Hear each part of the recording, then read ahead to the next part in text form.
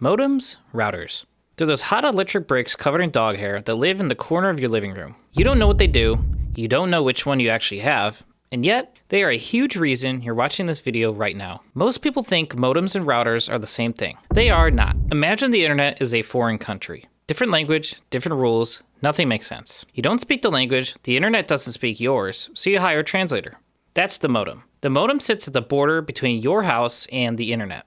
It takes signals from your internet provider through a coax cable, DSL, or also known as a phone line, fiber, or cursed magic, and translates them into something your home network can understand. No translator, no talkie-talkie with the internet. Now, here's the next problem. Once the modem starts translating, information starts flooding into your house. Your phone wants it, your laptop wants it, your smart fridge wants it, for reasons that we don't ask about. So now you need a tour guide. That's the router. The router does not talk to your internet provider. It talks to your stuff. It takes the internet connection the modem already translated and decides where it goes. You get a meme, and you get a meme, and you get a meme.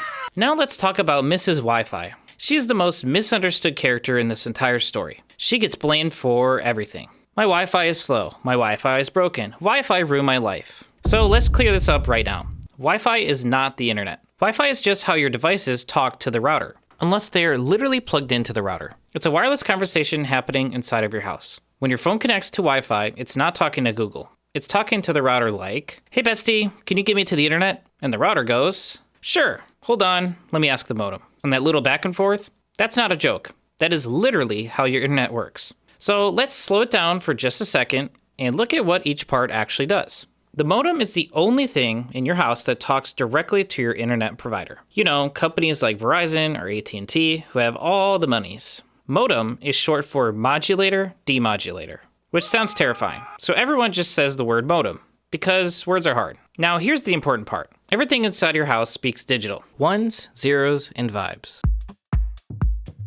When your computer wants something from google.com, it does not talk to the modem directly. It sends that request to the router first. Now, something important to mention, the router is always in the middle. The router packages that digital data up and it hands it off to the modem. And this is where the modem earns its paycheck. The modem takes those clean digital ones and zeros and it converts them into whatever signal your internet provider uses. And that conversion process, that's the modulate part. When data comes back from the internet, the modem does the opposite. It takes those incoming signals and converts them back into clean digital data. That is the demodulate part. Then it hands that data back to the router. Now let's talk about the router. The router keeps track of every device on your home network. Your phone, your laptop, your Xbox, your fridge that wants to be a computer, but it's a fridge. Devices connect to the router with cables or with the help of Mrs. Wi-Fi. The router gives each device a local address and remembers who asked for what. So when the data comes back, it knows exactly where it belongs. No chaos, no guessing, just organized internet traffic. And what happens when your ISP gives you a modem router combo? The world ends.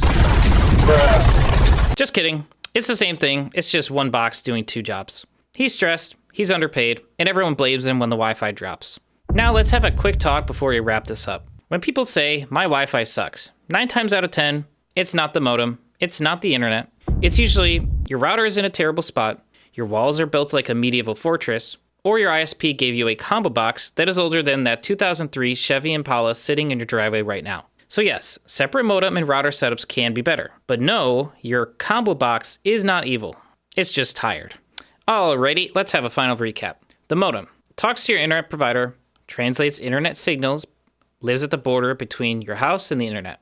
The router, it talks to your devices, decides where internet traffic goes, and it keeps everything organized. Wi-Fi, it's not the internet, it's just how your devices talk to the router wirelessly. And a modem router combo?